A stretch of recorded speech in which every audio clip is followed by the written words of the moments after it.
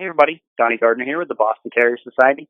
In today's episode, we have Jeremy Cohen with us, and he's an attorney that solely practices pet law. He helps pet owners in anything from dangerous dog lawsuits, pet custody disputes, wrongful pet injury and death, as well as counsel to pet-related businesses. So without further ado, let's go ahead and get right into the episode.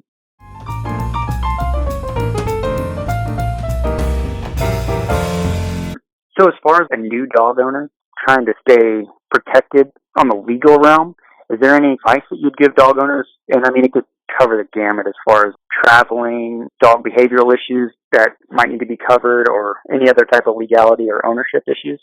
I know that was kind of broad. It's great if people can hear this and maybe just implement one of these changes. I mean, with Boston Terriers, you're not too worried that they're going to go and attack a person. I think Right. if you need to show, if that were to happen, you want to be able to show that you've put your dog into some type of position to succeed in training, and not just what you train your dog, but that you went to a facility or that you subscribe to a certain some certain trainer that maybe guided you by Skype or something, and you got to save this stuff, because if it ever came up that your dog bit somebody, well, you're not a good owner, you never even trained the dog. Well, if you can show that you spent all this money training the dog and all this time, maybe go to puppy kindergarten, or socializing your dog early just seems to be the number one thing you should do. And you want to be able to show that you've done that. So you have to keep receipts, and in the digital age you can just scan them in and save them. Just like on these custody cases I have, so many people say, "Oh, I didn't save the receipts. I didn't save the adoption paperwork, or I didn't save the point of sale paperwork if you bought the dog. I didn't save it. It's only my name on it, but I can't prove that it was mine." Those things matter. You have to think about, although we think about dogs as being more important than cars, you have to think of it like a car. And if you have title to this car, you got to make sure you hold on to that title. And anything you pay to improve that car or improve the dog and make the dog better and buying him or her clothes and equipment, you want to keep a log of that, because your relationship with the dog is never going to sour, but it could with the other person. And when that happens, it's all about proof.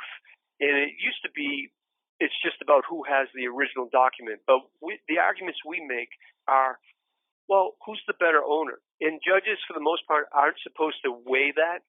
But we want to say who was not only the financial manager of the dog, who paid for the dog and who pays for the dog, but who's the day-to-day manager.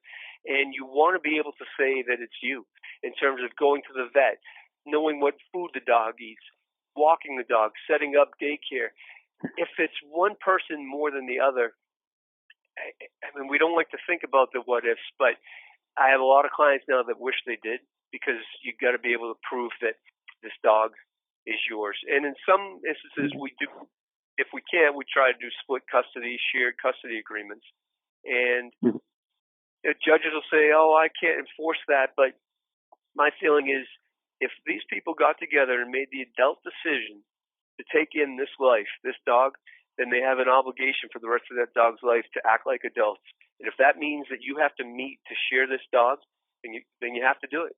So as far as people being able to reach out to you, whether or not they have questions or maybe even an internship, what would be kind of the best route to get in contact? Our phone number is 844-DOG-ATTY.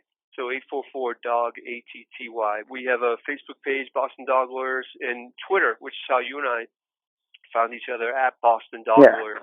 I'm happy to take questions from around the country. If I can help you, I certainly will, or at least leave people in a better place than when they first called, give them a little bit more information than when they first called. Thanks for listening, and be looking out for more interviews to come in the future. Thanks, and have a great day.